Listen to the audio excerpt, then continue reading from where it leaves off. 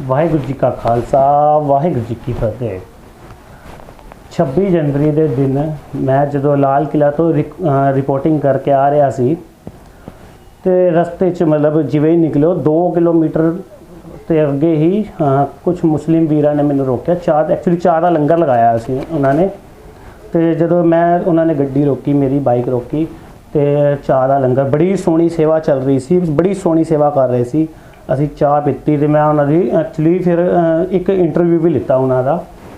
ਤੇ ਇੰਟਰਵਿਊ ਪਹਿਲੇ ਤੇ ਇੰਟਰਵਿਊ ਲੈਂਦੇ ਹੀ ਇੱਕ ਅੰਕਲ ਜੀ ਨੂੰ ਮਿਰਗੀ ਆ ਗਈ ਤੇ ਫਟਾਫਟ ਮੈਂ ਕੈਮਰਾ ਬੰਦ ਕੀਤਾ ਤੇ ਉਹਨਾਂ ਅੰਕਲ ਜੀ ਨੂੰ ਅਸੀਂ ਚੁੱਕਿਆ।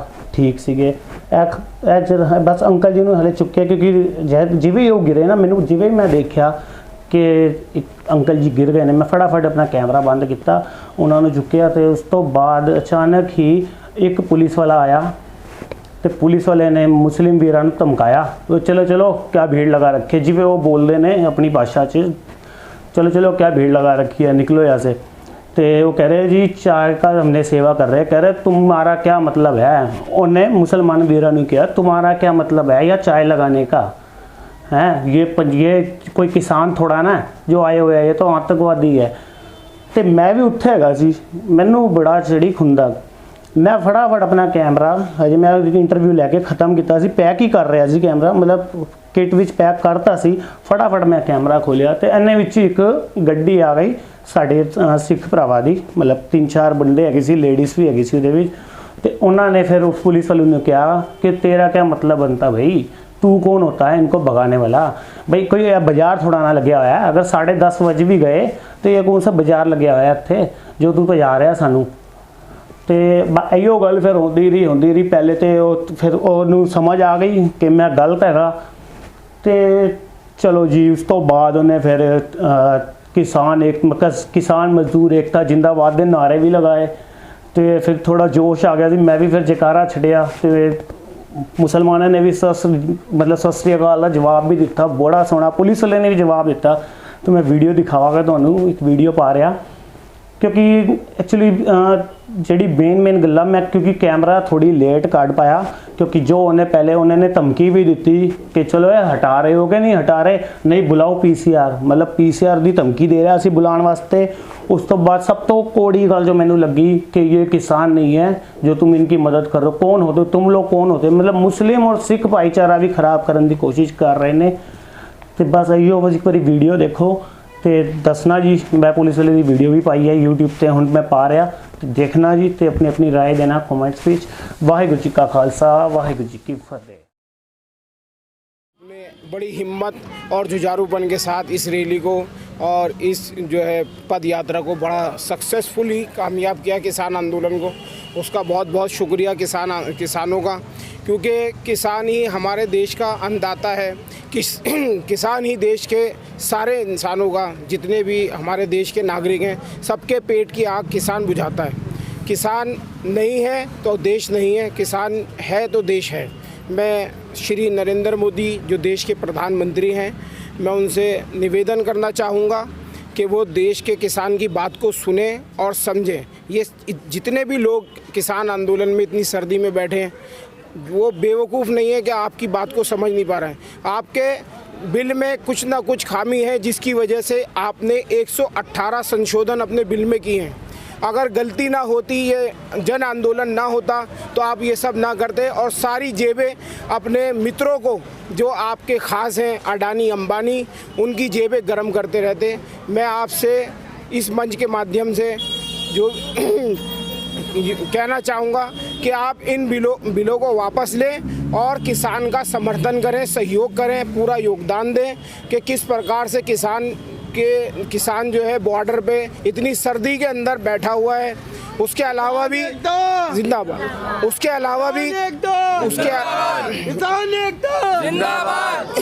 अलावा भी हमारा जो देश का किसान है, वो आज 60 मृत्यु हो चुकी हैं जो मेरी नॉलेज में है, कि अभी तक इस सर्दी की वजह से 85 मृत्यु हो चुकी हैं।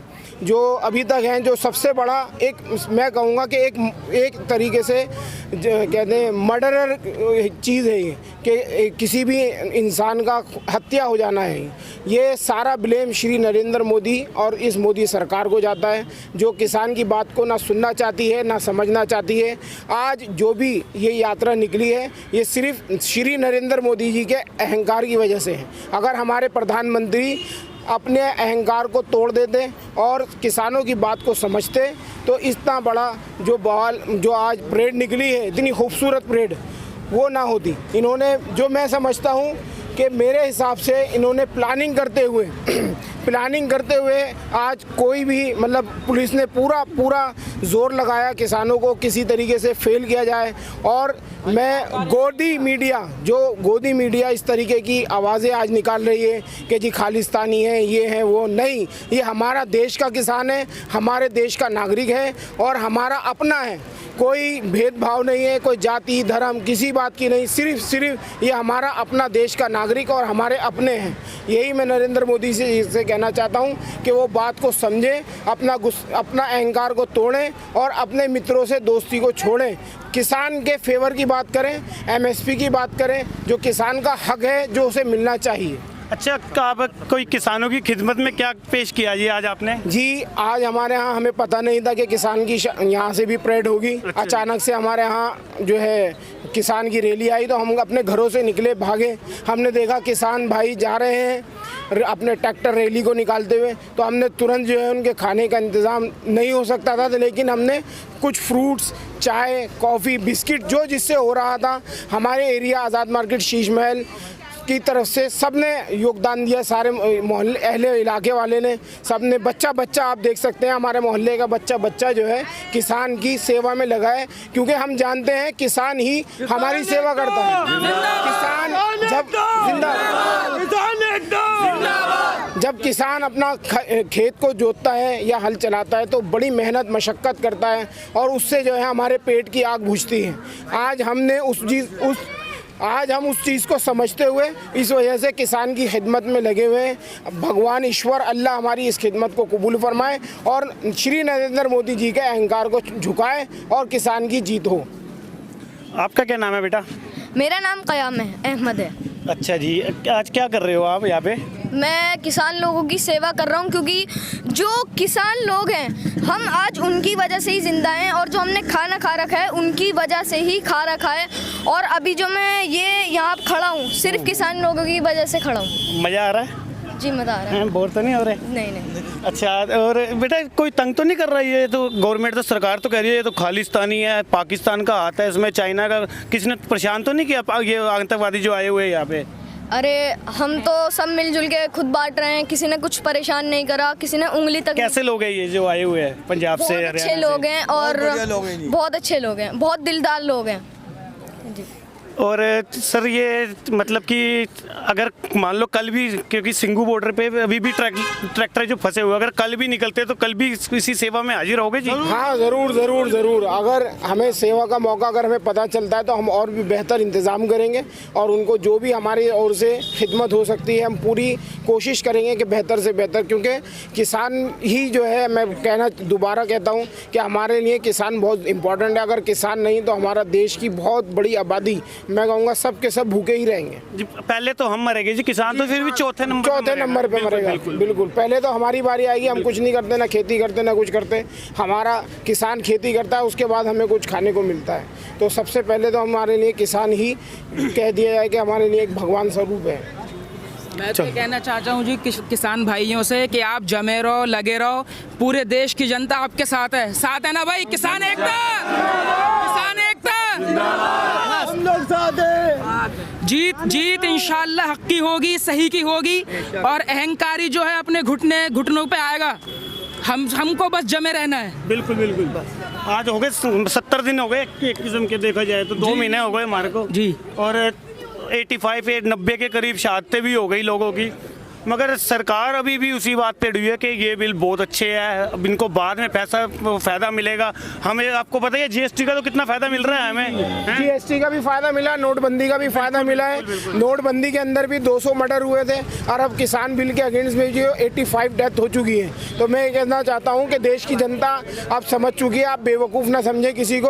अपनी ज़बरदस्ती, अपना अहंकार, अपने मित्रों को फ़ायदा पहुँचाने का ठीकरा आप किसानों के ऊपर ना थोपें। किसान बात को समझता है, आप उनके बिल को वापस ले लें, बात सारी खत्म हो जाएगी। फंडिंग भी तो देनी है जी उनको, है ना, इलेक्शन आ रहे हैं, पैसा भी तो रिकवर देना है उनको जी। पैसा 11,000 करोड़ खर्च करके 2014 में श्री नरेंद्र मोदी जी प्रधानमंत्री पद पे आए थे, तो उसका कर्जा अब जो है वो नोटबंदी, जीएसटी और पेट्रोल के दाम बढ़ा कर किसानों का खून चूस कर जो है उसे वसूल करके अपने मित्रों को दे रहे हैं। उनकी जेबों को जो उनसे उन्होंने पैसा लिया उसको वापस देना है, सूद समेत।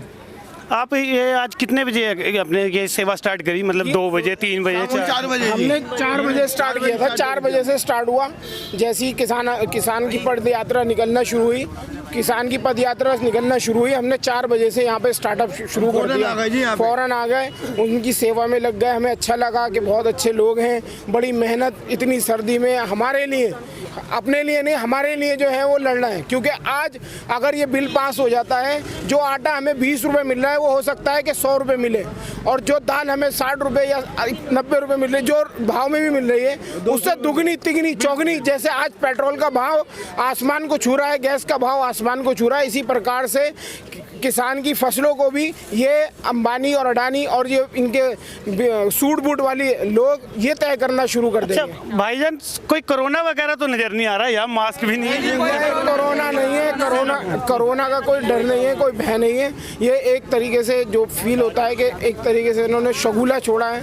जो कोरोना में बिल पास करने थे जी, ये काले बिल। बिल्कुल ऐसी इमरजेंसी समझ में नहीं आती। रात को 12 बजे, और वो भी सेंटर सरकार तो ये बिल पास ही नहीं कर सकती। जी बिल्कुल यही कि ऐसी हड़बड़ाहट क्या थी कि इन्होंने अचानक से आज अभी तो इन्होंने संसद का सत्र भी नहीं बुलाया है, जबकि विपक्ष ये डिमांड कर रहा है कि जी सत्र बुलाया जाए, लेकिन ये नहीं बुला रहे हैं। क्यों? क्योंकि इन्हें पता है कि इनका विरोध होगा, इनकी पोल खुल जाएगी सारी की सारी, जहाँ ये विफल होते गए।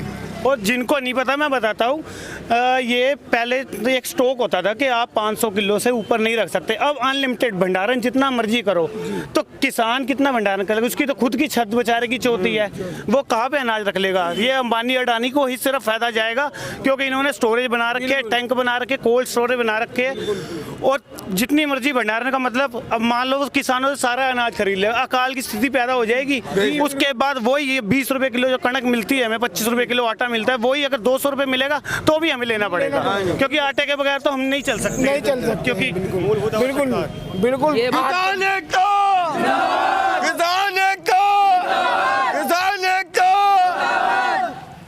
बहुत बहुत शुक्रिया जी। धन्यवाद आपका, आपने यहाँ अपना कीमती समय दिया। आपने भी सेवा की, बहुत अच्छा लगा जी। नहीं, हमारी खुशनसीबी है जी, किसान की रैली हमारे पास से निकल गई। हम तो सोच ही रहे थे कि हम जाएं वहाँ पर, लेकिन बहुत बहुत धन्यवाद किसान भाइयों का और सारे देश के दोस्तों का जो सहयोग कर रहे हैं। और मैं सबसे निवेदन करना चाहूँगा कि सभी लोग जो है किसान की सेवा में लगे रहें, किसान का साथ दें, जैसा भी हो सके। ये इस अहंकारी सरकार को ये बताना पड़ेगा कि हम सब किसान के साथ हैं। ये अपने अहंकार में चूर चूर हो चुकी है, इसे किसी का डर और भय नहीं रहा, ये अपनी ताकत दिखा रही है। इसी तरीके से मैं चाहूँगा कि सभी लोग ये बातें बेकार की छोड़ें कि ये खालिस्तानी है, आतंकवादी हैं, चाइना से पैसा आ रहा है, कनाडा से पैसा आ रहा है, कहीं से कुछ नहीं आ रहा। सिर्फ सरकार लोगों का ध्यान भटकाना चाहती है ताकि लोग इनकी तरफ माइल ना हो, इनकी तरफ ना आए, और लोग जो है सिर्फ किसान की बात ना करें, सरकार की बात को सुने। इसलिए सेंटर सरकार के खिलाफ कुछ भी बोल दो, अब आप सीए का मुद्दा उठा लो तो ये आतंकवादी मुद्दा, एनआरसी की बात करो तो आतंकवादी हैं, और वहाँ फला जगह से इनको फंडिंग आती है। भाई कहीं से कोई फंडिंग नहीं आती, सब अपना। ये वो अंकल जी है जिनको चलते इंटरव्यू में मिर्गी आ गई और फटाफट इनको हमने उठाया और अब ये एकदम ठीक है। अपनी खुशी से लोग एक तरफ कहते हैं जी पाकिस्तान के बाद टमाटर खरीदने के पैसे नहीं है, दूसरी तरफ कहते हैं जी पाकिस्तान हमारे को फंडिंग कर रहा है। बिल्कुल सर, यही बात है सर, यही बात है कि एक तरफ ये कहते हैं कि सरकार के पास पैसे नहीं है और पाकिस्तान तो खुद ही खत्म हो चुका है, तो वो हमें क्या फंडिंग करेगा? ये बेकार की बात है ताकि हमारा ध्यान भटक जाए।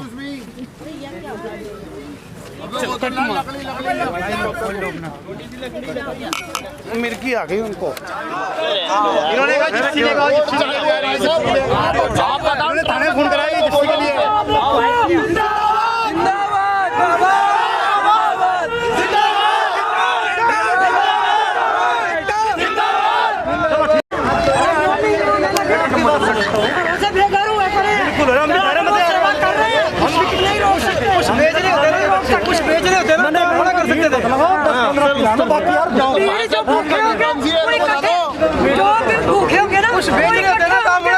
अरे तो भीड़ लगी कौन सी है? रोड बंद है तो आप एक बारी कहो रोड कौन सा बंद है? नहीं नहीं ऊपर से क्या है, किसानों ने बहुत अच्छा काम किया।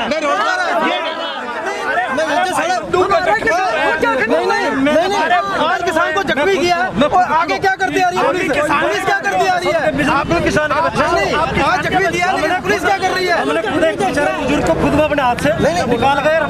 तो इनको क्यों भगा रहे हो? इनको क्यों भगा रहे हो? और ये कहा है जिप्सी लेगा, जिप्सी को बुला रहे हैं।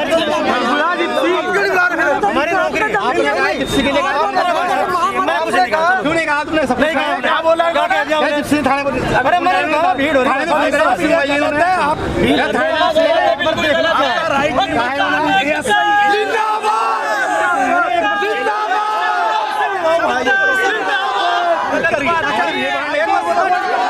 एक बार बोलो किसान एकता। हाँ किसान एकता।